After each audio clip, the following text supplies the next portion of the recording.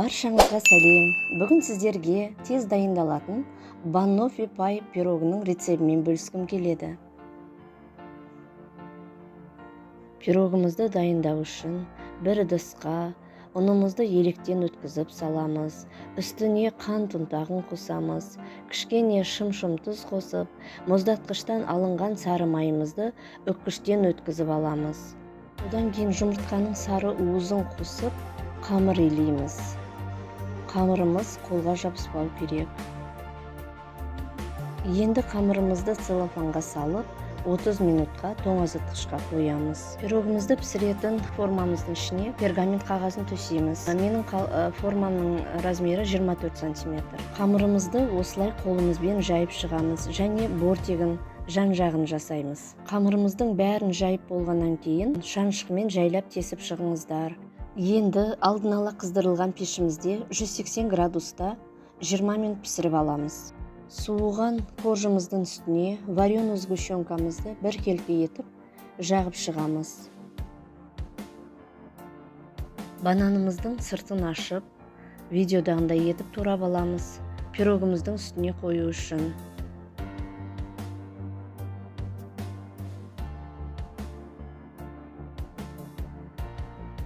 Енді кремін дайындап аламыз. Ол үшін 33% сливкиге қант ұнтағын қосып, миксермен жақсылап араластырамыз. Креміміз қою болу керек, формасын ұстап тұру үшін. Креміміз дайын болды. Оны басында насадкасы бар арнайы қапшыққа салып, пирогымыздың бетін әрлеп шығамыз.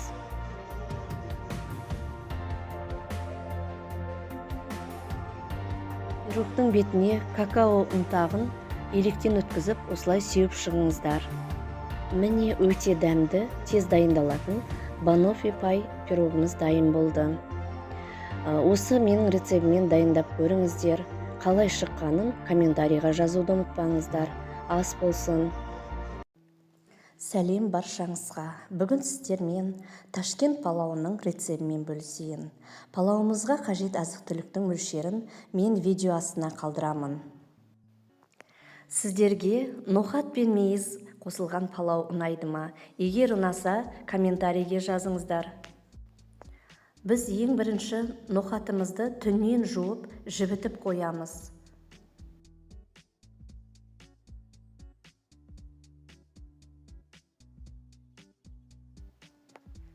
Палауға қосатын етімізді турап аламыз. Менде жас сиырдың қабырғасы мен еті.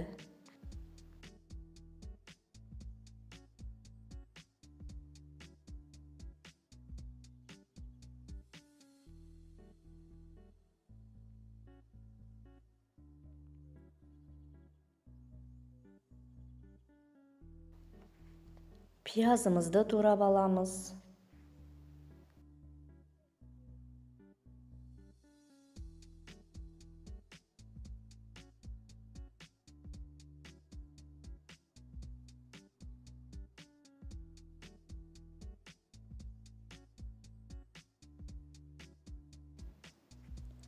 Сәбізімізді турап аламыз, видеодағындай қылып. Күрішімізді бірнеше рет таза сумен жуып аламыз. Осылай етімізді, сәбізімізді, пиязымызды турап болғаннан кейін қазанымыздың астына от жағып, ішіне сұйық майымызды құямыз.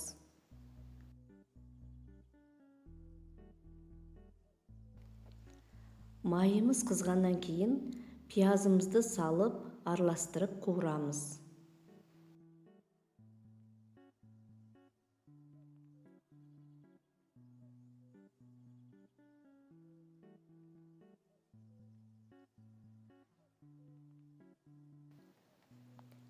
Енді үстіне етімізді салып, араластырып, қызарғанша қуырамыз.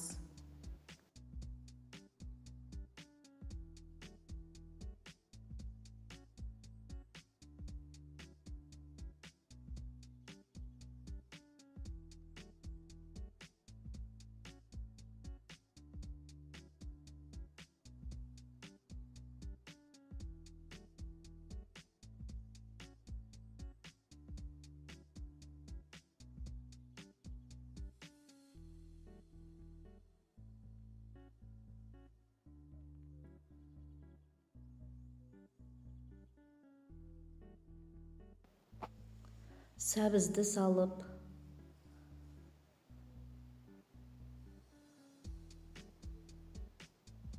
араластырамыз.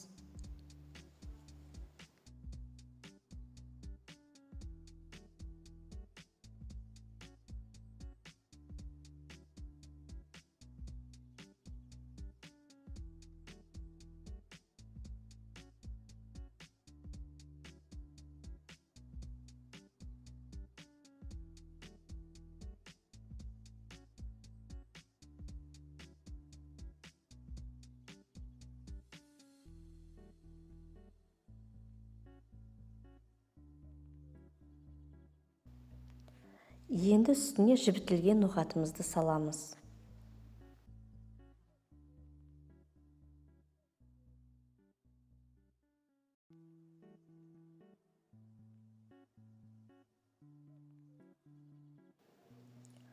Ноқаттың үстіне табақ жауып қоямыз, сонда ол жақсы пісетін болады.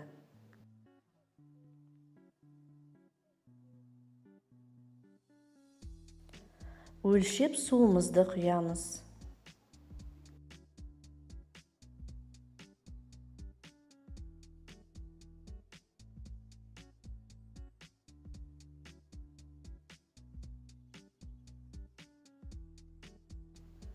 Дәміне қарай тұз саламыз.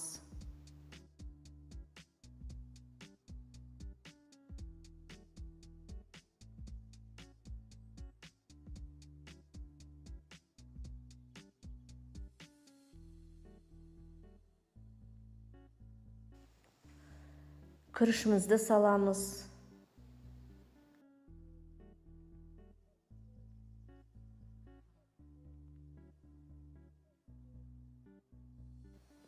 Бетін осылай тегістеп шығамыз да, үстіне жуылған қара мейізімізді саламыз. Қара мейіз қоссаңыздар, палауларыңыз өте дәмді шығады.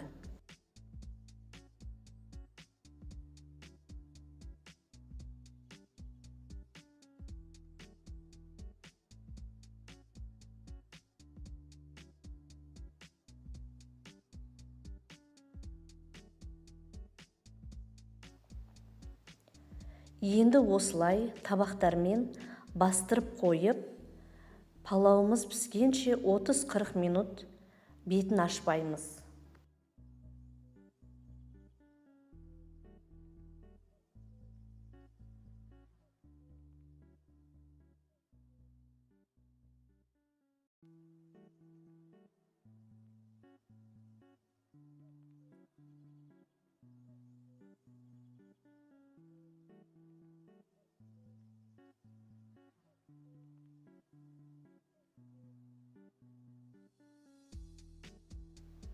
Міне палауымыз шашпа палау болып, керемет болып пісті.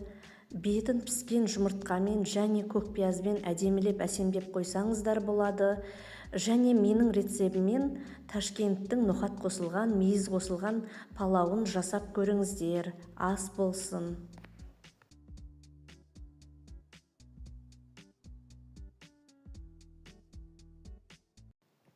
Достарым, енді сіздерге үй жағдайында керемет дәмді болып шығатын цезарь салатының рецебімен бөліскім келеді. Ол үшін біз тауықтың төс етін осылай видеодағындай етіп, қалың қып турап аламыз. Тауықтың төс етін турап алғаннан кейін ыдысқа салып, үстіне сұйық майымызды, қара бұрышымызды, паприкамызды, тұзымызды және соя соусын құйып, жақсылап араластырамыз.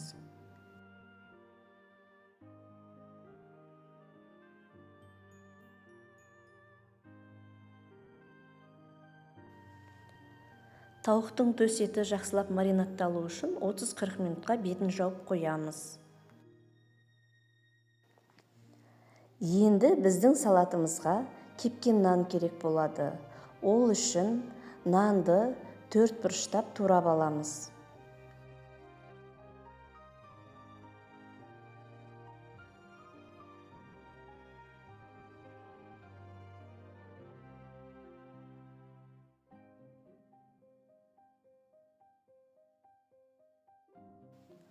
Нанды бір ыдысқа салып, үстіне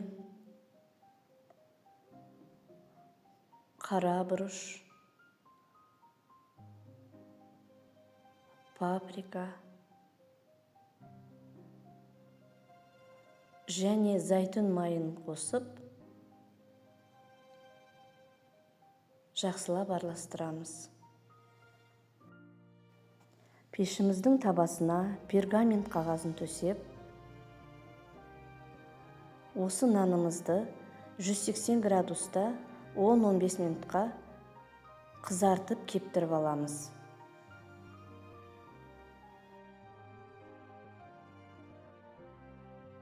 Цезарь салатын мен осылай кәрістің орамжапырағымен жасаймын. Орамжапырақтың сыртқы бөлігін алып тастаймын. Түбін пышақпен керек емес жерін кесіп тастаймын. Және ортасынан бөліп, 4 бұрыштап турап аламын. Енді цезарь салатының соусын дайындаймыз. Ол үшін таза ыдысқа майонезді саламыз. Үстіне сарымсақтың 3 тісшесін үкіштің майда көзінен өткізіп қосамыз.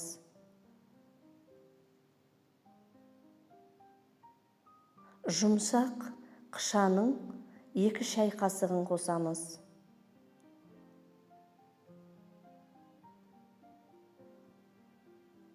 Және лимонды бөліп, оның жартысының соғын қосамыз.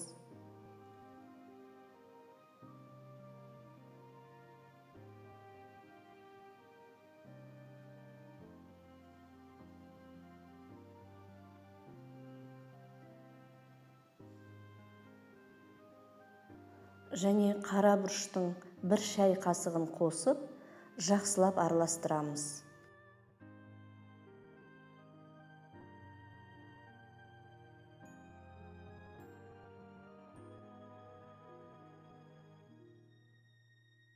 Соусымыз дайын болды. Енді осы соуспен орамжапырақты жақсылап араластырып шығамыз. Өйткені соус орамжапыраққа жақсы сіңуі керек. Сонда цезарь салатымыздың дәмі ерекше дәмді болады.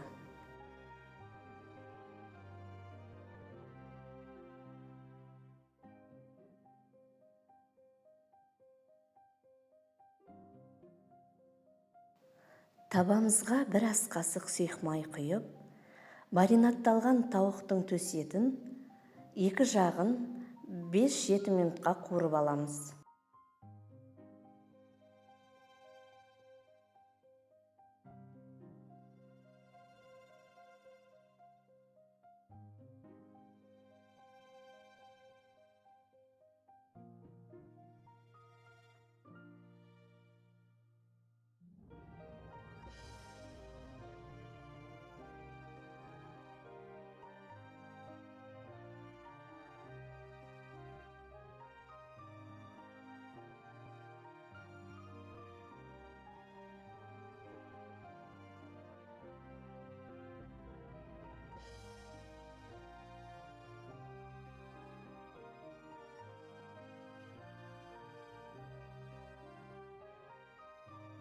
Енді тауықтың төс етін видеодағындай етіп ұзынша қып турап аламыз.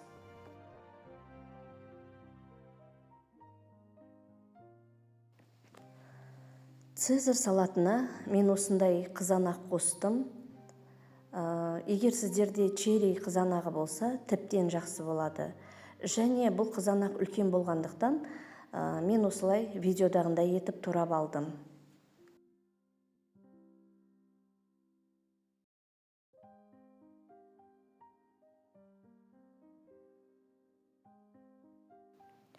Және бұл салатқа қайнатылған жұмыртқаны ұзынша қып бөліп қостым.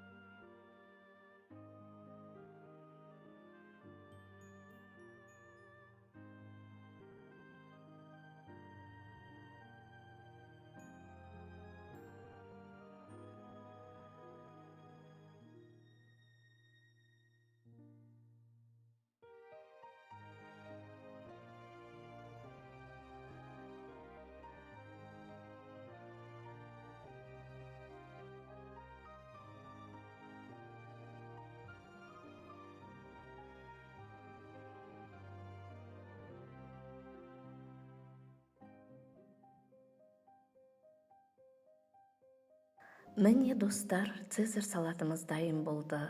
Үстіне кептірілген нанымызды, қызанағымызды, тауықтың төс етін және қайнатылған жұмыртқаны қоямыз. Соңында үкіштен сырымызды өткізіп, себелеп шығамыз.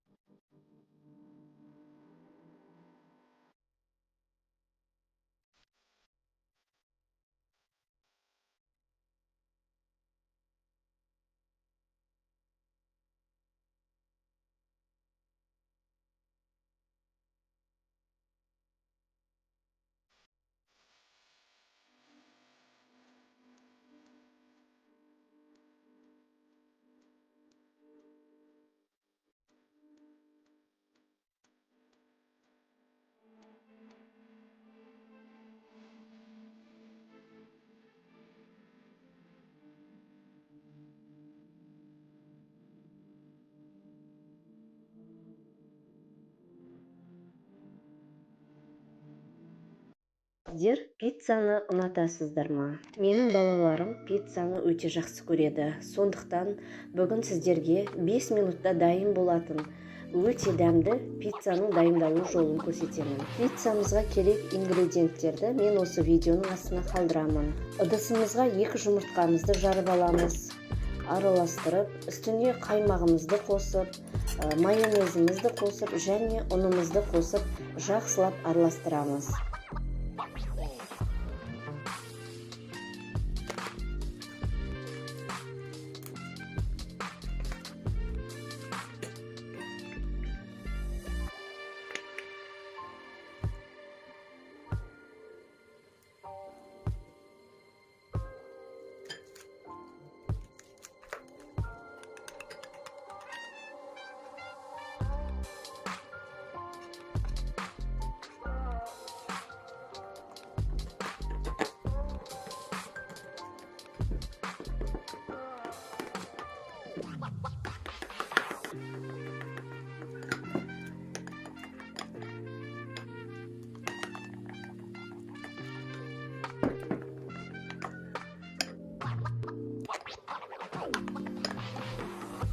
Енді табамызды қыздырып, үстіне сұйық майымызды жағып, дайын болған қамырымызды үстіне саламыз.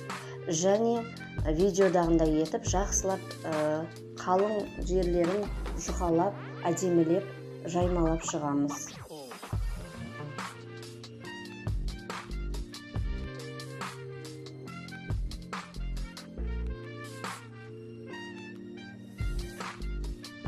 Қамырымыздың үстіне кетчупымызды жағамыз. Мен кисточканың көмегімен жақтым.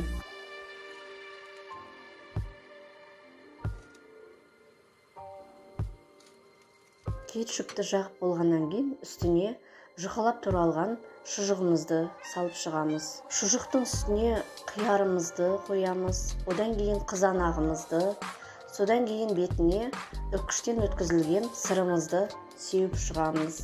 Енді табамыздың қақпағын жауып, астындағы отын басып, сырымыз ерігенше 5 минут күте тұрамыз. Міне біздің 5 минутта табада дайын болатын пиццамыз пісті. Астарыңыз дәмді болсын. Сіздерге ұнап жатса, лайк басып, маған тіркелуді ұмытпаңыздар.